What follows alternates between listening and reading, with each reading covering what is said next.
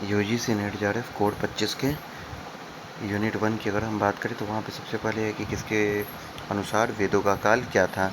तो सबसे पहले बात चलती है मैक्स मुलर की। तो मैक्स मुलर के बारे में हमको बेसिक बातें जानने की उतनी ज़रूरत नहीं है, एग्ज़ाम के टाइम पे बस हमको पता होना चाहिए कि उन्होंने वेदों के काल को 4 भाग में बांटा।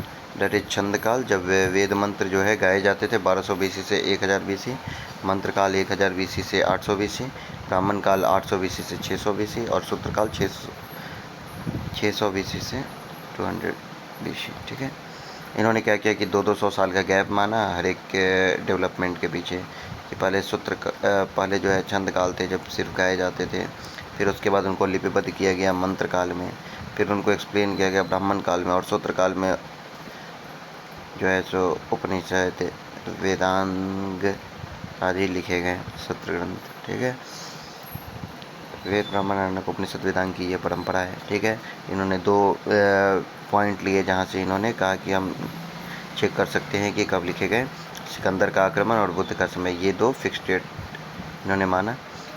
इन्होंने लैंग्वेज के आधार पे या फिर भाषा विज्ञान के आधार पे इन्होंने कहा कि ये ऐसे होता है। इनको मोक्षमूलर दयानंद सरस्वती ने कहा था। ठीक है, और भी इनका जो इम्पोर्टेंट बात है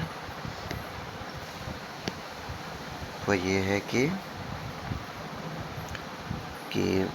बर्नौफ के शिष्य थे रॉथ और मैक्स मुलर, और रॉथ और मैक्स मुलर दोनों के मिला के शिष्य हुए हैं, वो है मैकडोनाल्ड।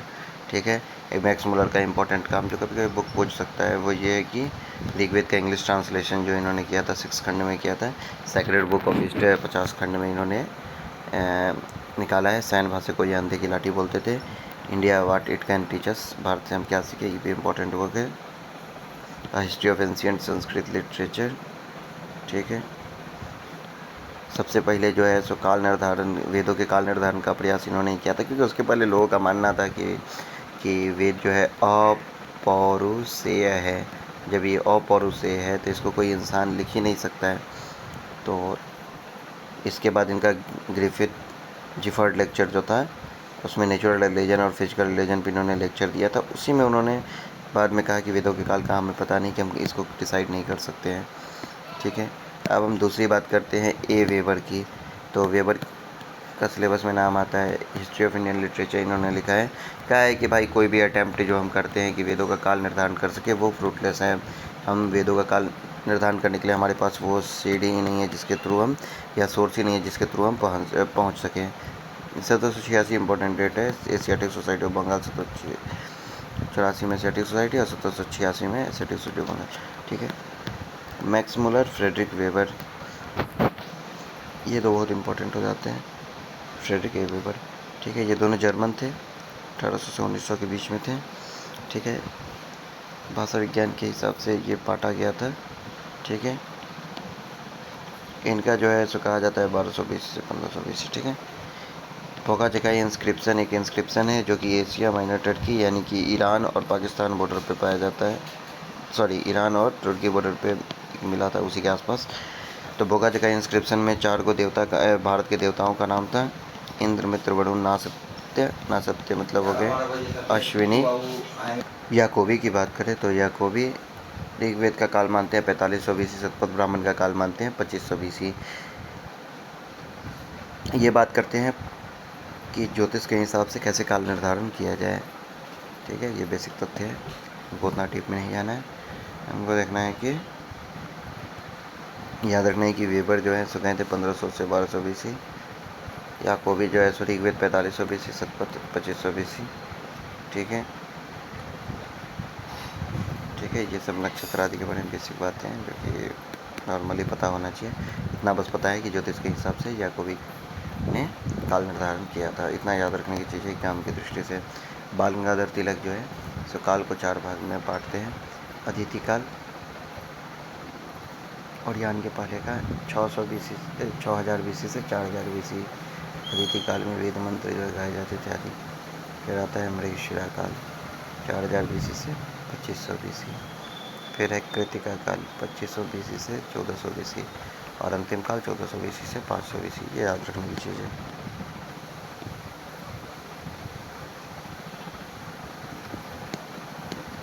इन्होंने जो गणना किया था वो ध्रुवतारा और वसंत संपात के अनुसार किया था। उसके बाद हमारे पास आ जाता है संवाद सूक्त विश्वामित्र नदी संवाद तीसरे मंडल से है, तीसरे मंडल से ही उषस सूक्त है। यहाँ पे जो है विश्वामित्र नदी संवाद जो है 3:33 और 13 मंत्र हैं। इसके ऋषि विश्वामित्र हैं, ठीक है। और कई बार ऋषि नदी हो जाते हैं, ठीक है, क्योंकि जो बोलता है जिसका वाक्य रहता है वो ऋषि होता है, ठीक है। अब इसका छंद जो है त्रिष्टुप है, लास्ट में अनुष्टुप है, ठीक है। उसके अलावा यहाँ पे हमने जो इसको दिया है प्रवताम उस्ति उपस्थात अश्वे एवं विसिते हाशमाने का वेव सुबड़े मात्रा रिहाने विपाट सूत्रोत्तरी पैसा जो वेदे और बाकी इसका मीनिंग सब है वो याद रखना है, और किसने क्या क्या कहा है सो याद रखना है, ठीक है। तो ये पूछा जाता है कि मान लीजिए कि गाय सुबड़े मात्रा रिहाने, ठीक है, ये किसने कहा है, विपाट और सूत्रोत्तरी नदी जो है अब क्या है, ठीक है, इसका नाम याद रखना है, ठीक है। और यही सब बेसिक पूछता है इसमें।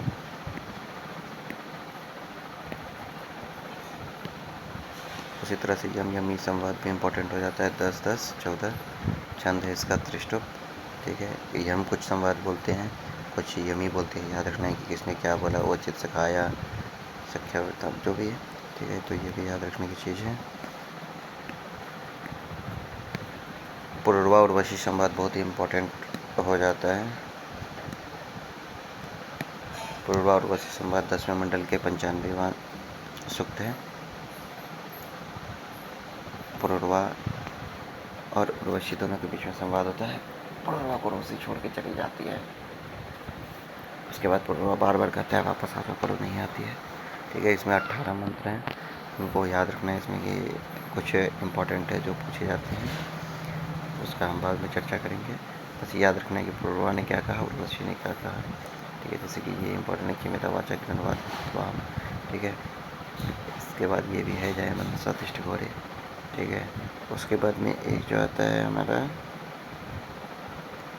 कि मेरे हृदय को वो खा जाएगा, वो भी इम्पोर्टेंट है।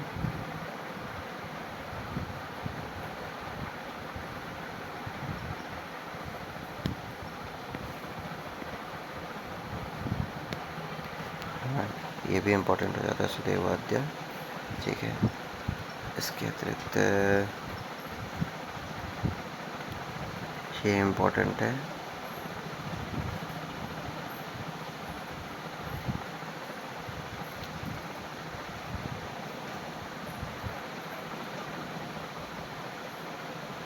अंतरिक्ष ये भी इम्पोर्टेंट है,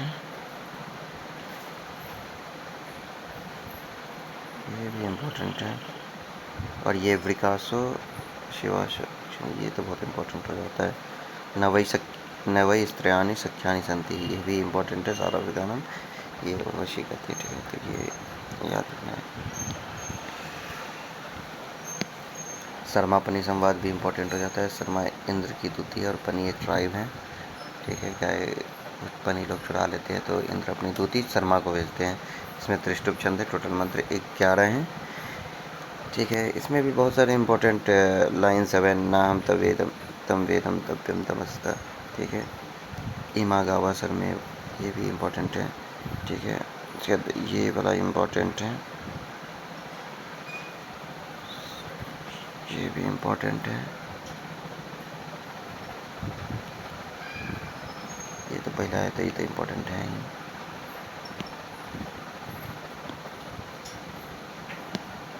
जैसे बलनामक असुर है, बल को छुपाया, शर्मा दूती है इंद्र की और पनी असुर का समूह है, ठीक है।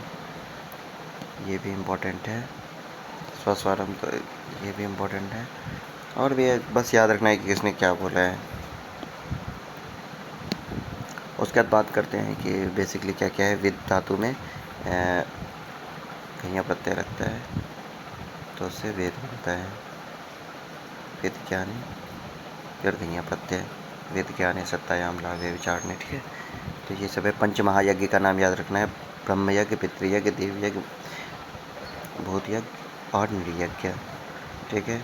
उसके अलावा यहाँ पे इम्पोर्टेंट हो जाता है हमारा कि ऋग्वेद के जो ऋत्विक होता है आचार्य पैल हैं और देवता अग्नि है। सामवेद के उद्गाता जैमिनी और सूर्य। यजुर्वेद के अध्वर्यु वैशंपायन और वायु। अथर्ववेद के ब्रह्मा, सुमंतु और अंगिरस। चरण व्यूह के अनुसार ऋग्वेद की 5 शाखाएं। ठीक है, 5 शाखा का नाम याद होना चाहिए। साकल, वास्कल, आश्वलायन, सांख्यायन और मांडुकायन। ठीक है, महाभाष्य के हिसाब से कितनी कितनी शाखाएं हैं? ऋग्वेद की 21, सामवेद की 1 सहस्त्र, यजुर्वेद की 101 और अथर्ववेद की 9। अथर्ववेद की 9 शाखा का नाम भी याद होना चाहिए। ऋग्वेद का विभाजन 2 तरह से किया गया है, ऐतिहासिक मंडल और अष्टक्रम। 10 मंडल, 85 अनुवाक, 1028 सूक्त में से 11 बाल खिल्य सूक्त हैं, तो 1017 + 11 10,600 मंत्र हैं। अष्टक्रम में देखो तो 8 अष्टक, 8 अध्याय और 2024 वर्ग। कात्यायन का श्रवानुक्रमणी है ऋग्वेद के सूक्त। इसमें इसको इस तरह से बांटा गया। 3 प्रकार की ऋचाएँ हैं, परोक्षकृत, प्रत्यक्षकृत, आध्यात्मिक। ठीक है, द्वितीय से 7वां मंडल जो है उसको बोलते हैं पारिवारिक मंडल। इसका याद रखना है। गृत समझ द्वितीय के इंद्र सूक्त जी से विश्वामित्र के, ये विश्वामित्र नदी संवाद लगा हुआ है, उस सूक्त लगा हुआ है। वामदेव चतुर्थ के, अत्रि पंचम के हैं, पर्जन्य सूक्त लगा हुआ है। भारद्वाज छठा के, वशिष्ठ 7वां के। ठीक है, देवता 3 तरह के होते हैं, पृथ्वी स्थानीय, अंतरिक्ष स्थानीय, दिव स्थानीय। पृथ्वी पे जो रहते हैं 100, अंतरिक्ष में रहते हैं 100 और सबसे ऊंचे लोक में रहते हैं 100।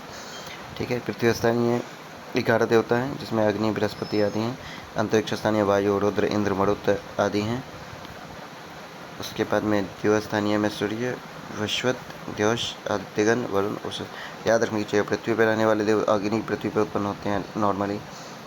बिजलियाँ चमकती हैं वो अंतरिक्ष में चमकती है, तो इंद्र। और सबसे ऊपर सूर्य रहते हैं, उसको बोलते हैं देवलोक। ठीक है, स्त्री देवता में बहुत सारे देवता हैं, सरस्वती, पृथ्वी, रात्रि, वाक, राको, परंदी। ठीक है, भाव देवता में मन्यु, निरति, श्रद्धा आदि हैं। ठीक है, हमारे पास कुछ लोक व्यवहार के सूक्त भी है, अक्ष सूक्त, मांडव के सूक्त, विवाह सुख, रोगों के लिए दान, संवाद। ठीक है, विश्वामित्र नदी में 13, यमी में 14, पूर्वा और वशी में 18 और शर्मापनी में 11। ठीक है, फिर हम ऋषिकाएँ जो हैं किश हैं, रोमशा तथा उर्वशी, लोपमुद्रा, घोषा, पाला, विश्ववारा, सूर्या। 5 जन है, कुल के कुलपति, ग्राम के ग्रामिणी, विश्व के विश्वपति, जन के जनपति, राष्ट्र के राष्ट्रपति। सभा छोटी होती थी, समिति बड़ी होती थी। किनास, खेती करने वाले को किनास बोलते थे। अब ये हो गया हमारा ऋग संहिता। अब हम बात करें यजुर्वेद संहिता की, तो इसको दो तरह से बांटा गया है। एक तो हो गया हमारा ब्रह्म संप्रदाय, जिसका कृष्ण यजुर्वेद है, विनियोग, मिश्रत्वम, शुक्लत्वम, कृष्ण यजुर्वेद और शुक्ल यजुर्वेद। ठीक है, आदित्य पहला है ब्रह्म संप्रदाय। ब्रह्म संप्रदाय का है कृष्ण यजुर्वेद। तो विनियोग का, एक में विनियोग का मिश्रण होता है, एक में विनियोग का मिश्रण नहीं होता। खैर, हमारे लिए इम्पोर्टेंट है कि दोनों मानते हैं 40 अध्याय हैं शुक्ल यजुर्वेद का। शुक्ल यजुर्वेद का 40वां अध्याय जो ईशावास्योपनिषद लगा हुआ है, 25 प्राचीन महत्वपूर्ण है और 15 खेल सूत्र हैं। यजुर्वेद की यज धातु उसी प्रत्यय मिलकर बना है। 6 शाखा अभी तक सुरक्षित है। कृष्ण यजुर्वेद की 4 शाखाएं सुरक्षित है, तैत्तिरीय, मैत्रायणी, काठक यानी कठ और कटकपिष्ठल। ठीक है, कटकपिष्ठल जो है अपूर्ण रूप से प्राप्त होता है।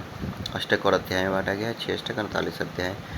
काठक जो है 140 स्थानक, 843 अनुवाद, 308 मंत्र।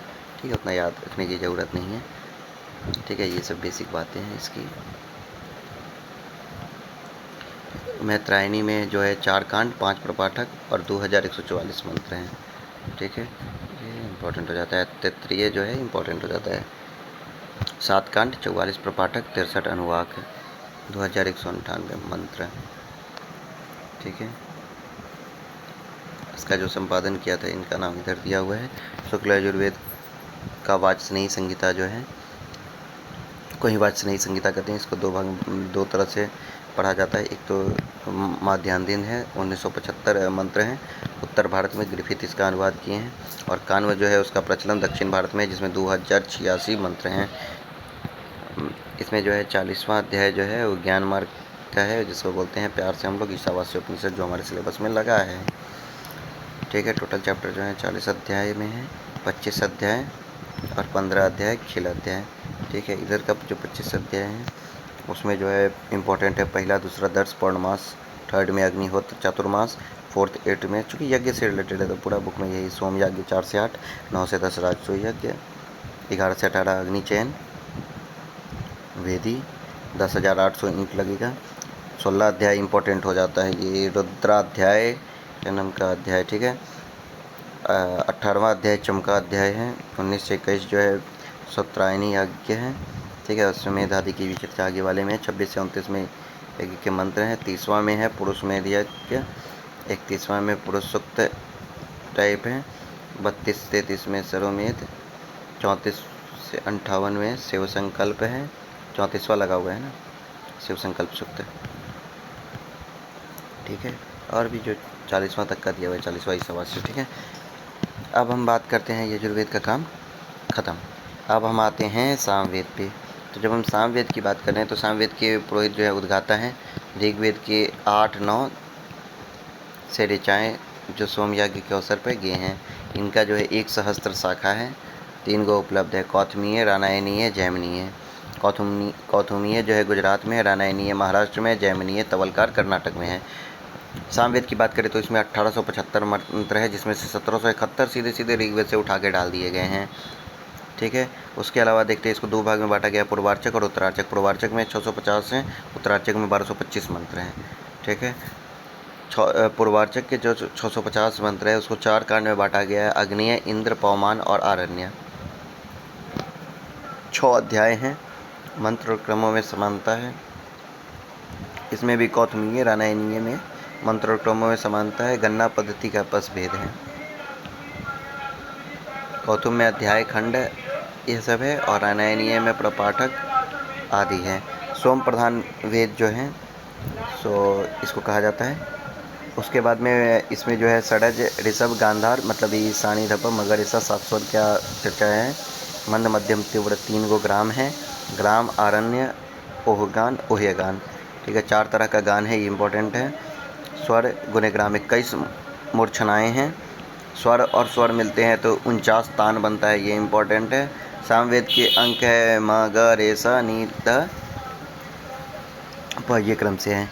ठीक है। जैमिनीय के अनुसार से 3681 गान हैं और अन्य दोनों शाखाओं में 2723। साम विकार, ये याद रखने की चीज़ें बहुत इंपॉर्टेंट है।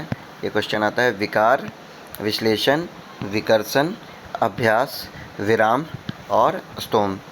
ठीक है। अब बात करते हैं हम सबसे last Veda, that is Atharvaveda. Atharvaveda के जो है ब्रह्मा है, के पुरोहित को ब्रह्मा कहा जाता है। अथर्वांगिरस इसको कहा जाता है, जादू टोना से रिलेटेड है। इसको छत्रवेद, भैषज्यवेद, महीवेद और छंदोवेद भी कहते हैं। इसके 9 शाखा है। इसका नाम एकदम याद रखना है, पूछ देता है। पिप्पलाद, तौदमौत, शौनकीय, जाजिल, जलद, ब्रह्मवेद, देवदर्श, चारण वैद्य।